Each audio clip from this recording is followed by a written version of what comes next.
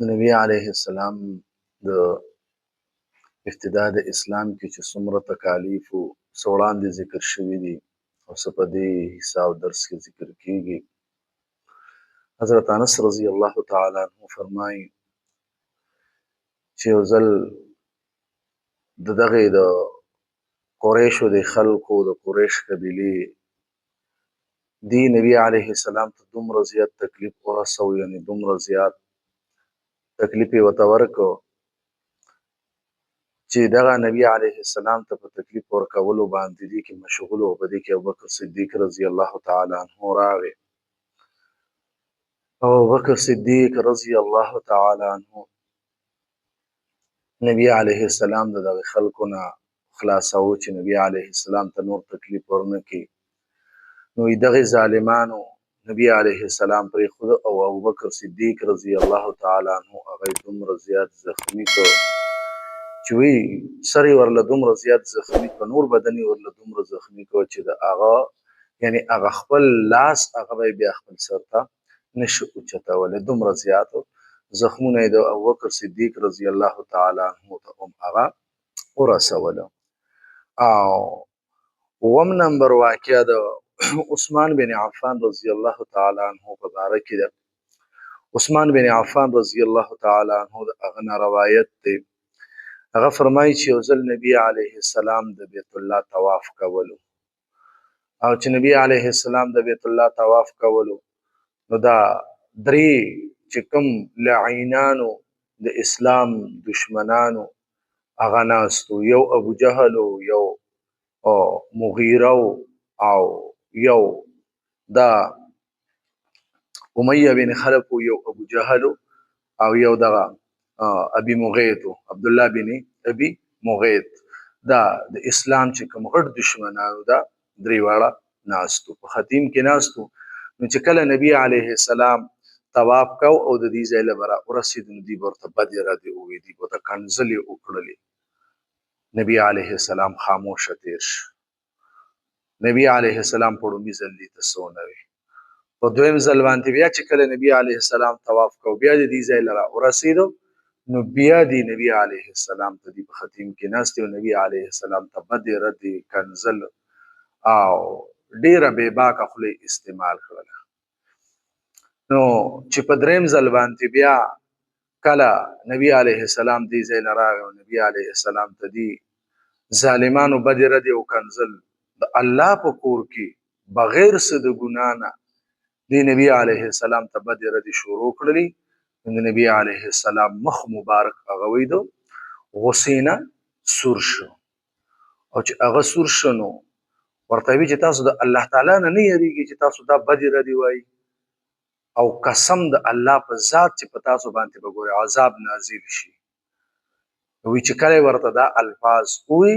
د دې الفاظ د ویلو سره وی په دې باندې دغه دا رپرپې په دې باندې ولګېدو. او بیا عثمان بن عفان رضی الله تعالی عنہ فرمایي چې نبی علیه السلام کور ته را روان شو، او د کور ته را روانېدلو سره وی نبی علیه السلام هغه وخت کې د تبر د دارقطني او روایت هغه د نبی علیه السلام نه نقل شوی دی چې نبی علیه السلام په هغه وخت کې هغه روایت هغه وی او هغه دا وی چې بشارت دی تاسو د الله تعالی تر طرفه، یقینا د الله تعالی دین غالب دی، د الله تعالی کلمات دا به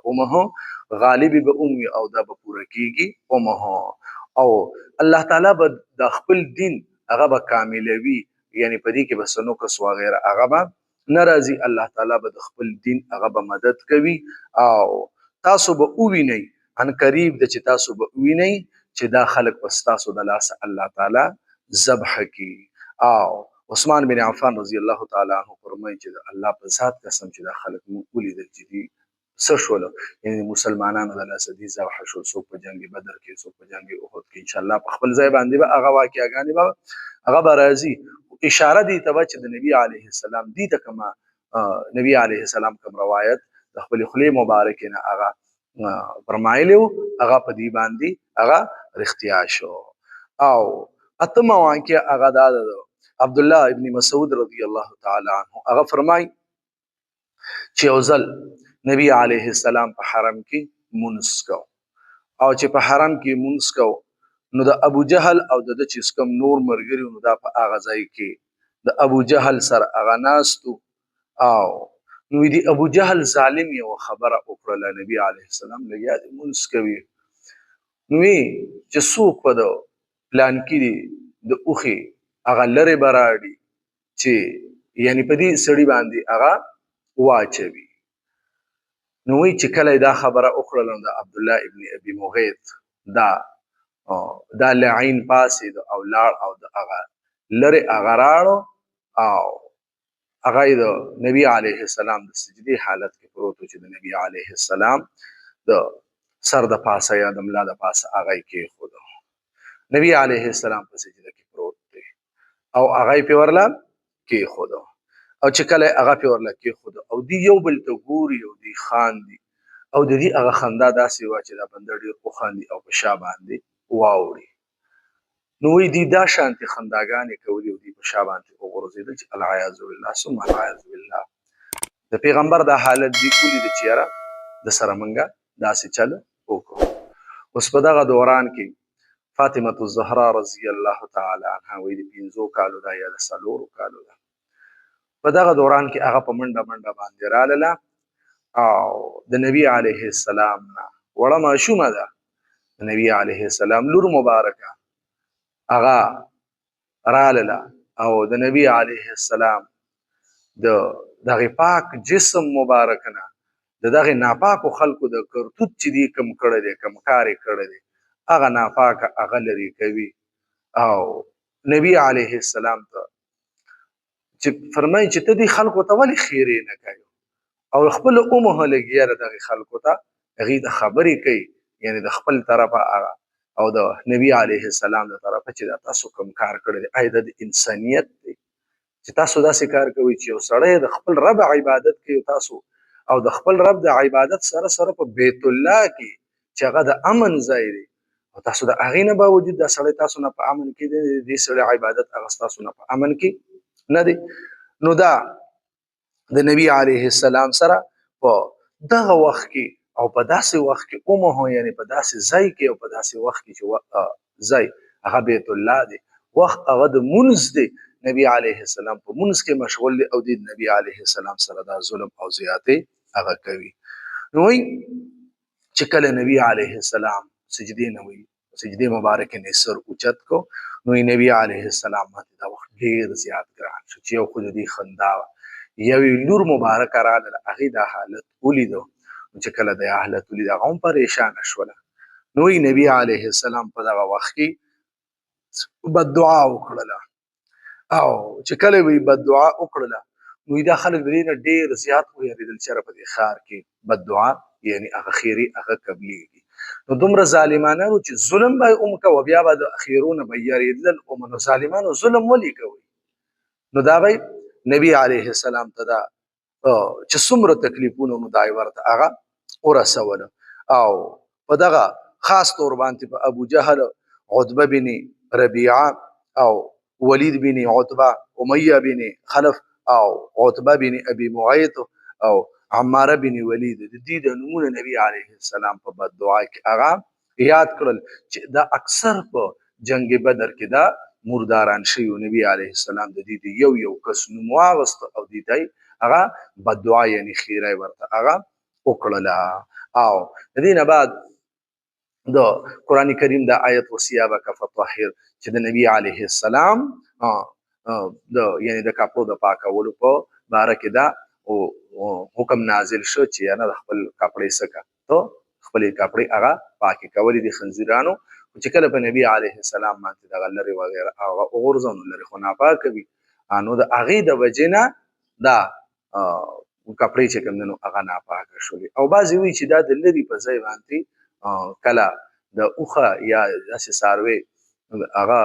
دغه شي بچې وشي نو هغې ته بیا هغه پریوان ورته ویل کېږي، هغه وایي چې دا یې راوړی او د نبی علیه السلام په سر مبارک یا په ملا مبارکه باندې هغه یې ایښی و. او عایشه رضی الله تعالی عنها فرمایي چې نبی علیه السلام به فرمایل چې زه د دوو هغه بدترینو ګاونډیانو په منځ کې پاتې کېږم چې یو څوک دی، یو ابو لهب دی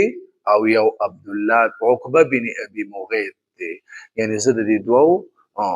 یعنی هغه خراب ګاونډیان چې د دې په منځ کې پاتې کېږم، یو طرف ته ابو لهب چې د نبی علیه السلام ترو، او بل طرف ته عقبه بن ابي معيط. او د کرنګي اسلام دو زماد بن ثعلبه رضی الله تعالی عنه. د زماد بن ثعلبه رضی الله تعالی عنه هغه په دور د جاهلیت کې د نبی علیه السلام د هغه مرګرو نو وی دبا دا اکثر دا جادو منتر وغیرہ دا به کو په دې باندې به د خلکو هغه به علاج کو. او وی چې د نبی علیه السلام د بعثتنا مخکې ما نبی علیه السلام هغه ما یعنی اولیدو د بعثت نه بعد چې کله نبی علیه السلام ته پیغمبري ورکړل شوله، ما ولید چې نبی علیه السلام روان دی او نبی علیه السلام په سورسو د ماشومانو یو ټولګی دی او هغه سره نبی علیه السلام ته څوک العیاذ بالله څوک ته ساحر وي، څوک ته جادوګر وي، څوک ته سوي، څوک ته د څه نسبت کوي. وی دا خبرې هغه کولی ورپسې خلکو او د ماشومانو ورپسې چغې وهلې. ما چې دا څوک دی وی چې العیاذ بالله ثم العیاذ بالله دا یعنی مجنون دی، لیونی دی. نو دینا وړاندې په دور د جاهلیت کې بعد چې څوک په دا شانتي لیونی به نو د بپینه خپل منتر وغیرہ یعنی دم وغیرہ هغه به پینه او کله هغه وخت سره چې په اړه طریقه ودا هغه الفاظ وی هغه سره به هغه الله خکا. نو چې کله دا واوري د نبی علیه السلام ته وی چې کچرته ستا اجازه نو تماته دغه راکه اجازه راکه چې زه په تا باندې دم واچوم کې دي چې الله تعالی غي سره خکې. نو نبی علیه السلام متصر چې دا کوم مسنون خطبه ده هغه ورته وی چې الحمدلله نحمده ونستعينه ونستغفره ونعوذ بالله من شرور انفسنا من يهده الله فلا مضل له ومن يضلله فلا هادي له واشهد ان لا اله الا الله واشهد ان محمدا عبده ورسوله واشهد ان لا اله الا الله وحده لا شريك له واشهد ان محمدا عبده ورسوله. دا ورته چې دا ورته نو دا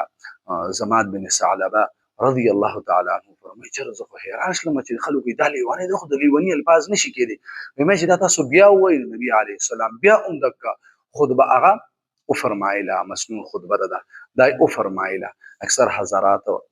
چې کوم خطیبان حضرات کوي د جمعې په خطبو کې دواړو کې اکثر لولي. مې موته چې ته بیا وایي نبی علیه السلام وی دا په دویم ځل باندې ویل چې په دویم ځل باندې ویل الله تعالی زما په زړه کې د ایمان هغه رڼا هغه واچوله د دغې خطبې د وجې نه. نو ما وی کلمه وویله مې چې دا خو مجنون کېدلی نشي. نو وی الله تعالی ما ته د دغې وجې نه هغه ایمان هغه را نصیب کو.